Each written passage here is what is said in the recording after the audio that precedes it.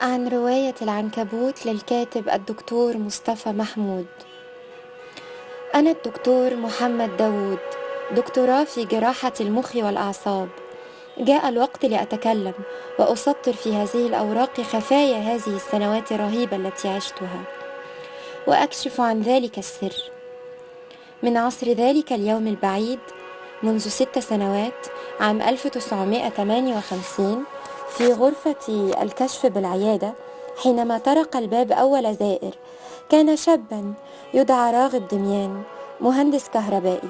قدم لي روشتة عليها تحويل من طبيب معروف، وعلى الروشتة 5 كلمات: اشتباه ورم في المخ. هذا تشخيص خطير، لا يصح الأخذ بالشبهات. ومضيت في الفحوص المألوفة، لم تكن هناك أي علامة من علامات ورم المخ وارتفاع ضغط السائل السحائي. كان كل شيء طبيعيا، وبعد لحظات كان في غيبوبة تامة، وكان يتحدث في غيبوبته بلغة إسبانية سليمة. وكنت أنظر إليه في ذهول، حتى أمسك بيدي معتذرا قائلا: لقد رأيت بنفسك، إنها النوبة. وكان من الواضح أنه لا يذكر حرفا واحدا مما قاله في أثناء غيبوبته، ولم يكن ذلك الذي أراه أمامي حالة صداع ولا حالة ورم بالمخ، وإنما حالة غامضة لا عهد لي بها. هل هي الخرافة التي يسمونها المس الروحي؟ ولكنه غير معقول، فجميع الاختبارات تشير إلى شخص طبيعي 100%.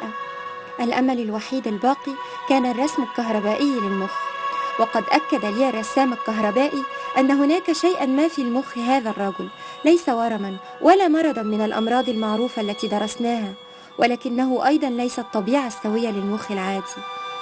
وخرجت متجها لشقة راغب دميان، وكان الماء والبخار يتسابقان بشدة من تحت عقب الباب، وتقدمنا أنا وضابط البوليس إلى حيث يتدفق الماء، وفوجئنا بجثة امرأة على وجهها نظرة فزع هائلة.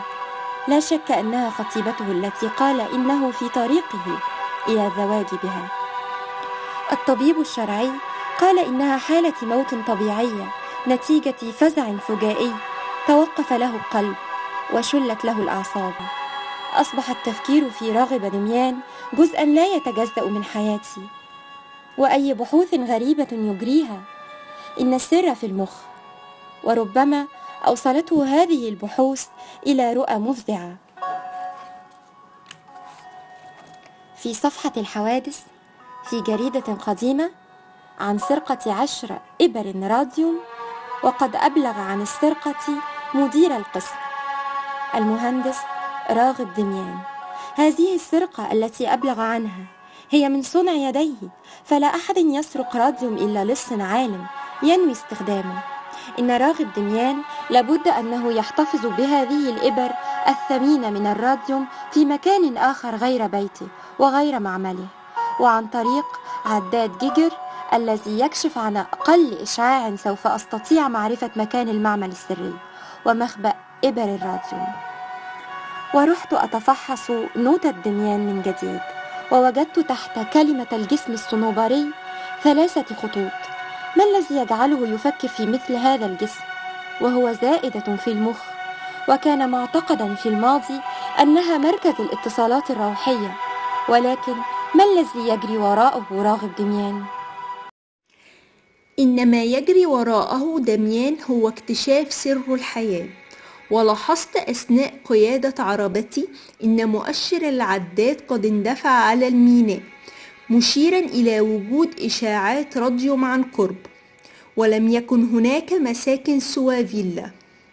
فتسللت الفيلا ولاحظت وجود معمل به أكثر من مخ مقطوع ومنزوع منه الجسم الصنوبري، ووجدت كرسي عجيب به أنابيب تخرج منهم إشاعات تتوجه على رأس الجالس على هذا الكرسي.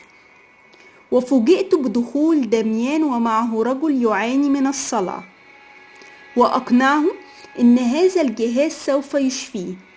وعرفت الخدعة، فإن دميان يستدرج الرجل بزعم إنه سيعالجه، وبهذه الطريقة يسلط الإشعاع على مخه ليكون موضوع تجاربهم. وبدأ يحقن الرجل بساء الأزرق، ووجدت نفسي أمام جريمة بشعة ستبدأ، واستطعت وقفها بقطع التيار الكهربي. ثم رأيت دميان يحقن نفسه بسائل، وجلس على الكرسي ووجه الإشعاع إلى رأسه، ورأيته يدخل في غيبوبة، وسمعته يتحدث بنفس اللغة الإسبانية.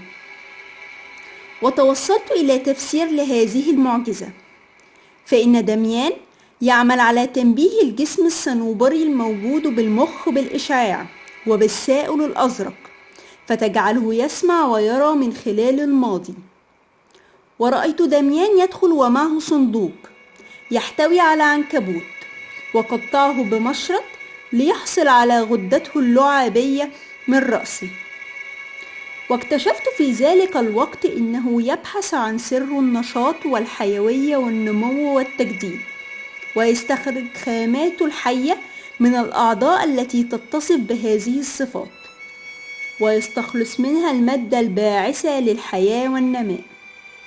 كنت أكاد أفحص السائل الأزرق، ففوجئت بدميان واقفا أمامي، وكان في حالة عقلية غريبة، وأخبرني إنه لديه إكسير من يتناوله يعيش 1,000,000 سنة، يعيش الماضي الذي مات.